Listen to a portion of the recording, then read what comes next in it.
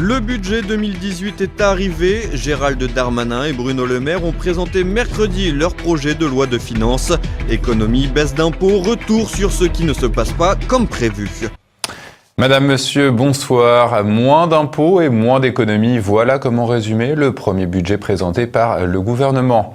Mercredi, les ministres de l'économie et des comptes publics ont présenté leur projet de loi de finances. Un numéro d'équilibriste qui plaît à Bruxelles, Élise Blaise. Enfin, nous voulons que ces transformations économiques, que ce soutien à l'innovation, à l'investissement, à la création d'emplois, puissent profiter à tous les Français. C'est un budget pour tous les Français, qui prend en compte les difficultés des uns et des autres, qui engage dès 2018 l'allègement de la taxe d'habitation, qui engage une baisse d'impôts de l'ordre de 10 milliards d'euros pour l'année prochaine, qui veut faire attention aux plus fragiles, à ceux qui sont le plus en difficulté. Un budget pour tous les Français, voilà comment Bruno Le Maire, le ministre de l'économie, et Gérald Darmanin, le ministre des comptes publics, ont présenté leur projet de loi de finances. L'équation à résoudre était ardue. Concilier 10 milliards d'euros de baisse d'impôts, réaliser 20 milliards d'économies et respecter l'engagement d'être en dessous des 3% de déficit public. Autant dire mission impossible. Dans son programme, les jolies promesses d'Emmanuel Macron représentaient pas moins de 32 milliards d'euros. De quoi corser les défis. Mais pas d'inquiétude, le projet de loi de finances respecte bien le programme du président.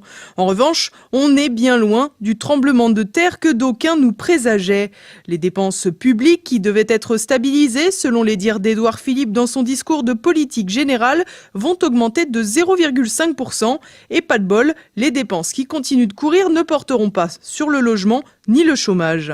Par ailleurs, le texte n'envisage qu'une baisse de 0,1% du déficit structurel, soit 5 fois moins que ce que préconisait Bruxelles.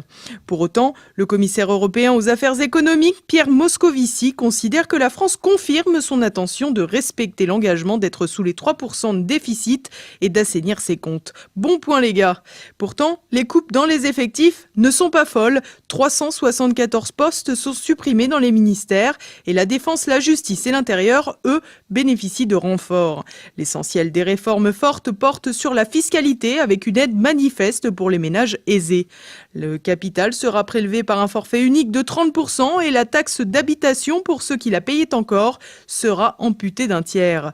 Autre réforme majeure, l'ISF, l'impôt sur les grandes fortunes, a tout simplement disparu, sauf pour les valeurs immobilières. L'objectif avancé est de transformer l'épargne en argent injecté dans l'économie réelle, un prétexte bien connu.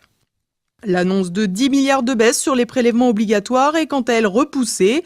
La ristourne s'élèvera finalement qu'à 7 milliards d'euros sur l'ensemble de 2018. Les 10 milliards seront atteints, si tout va bien, qu'en octobre, quand le deuxième volet de baisse des cotisations salariales sera en place en compensation de la hausse de la CSG. Le CICE, le crédit d'impôt pour la compétitivité et l'emploi, est transformé en baisse de cotisation patronale. L'État va donc débourser 2 fois la somme en 2018, une pour les créances du CICE et une autre fois avec la baisse des charges. On a le sens de l'économie ou on ne l'a pas.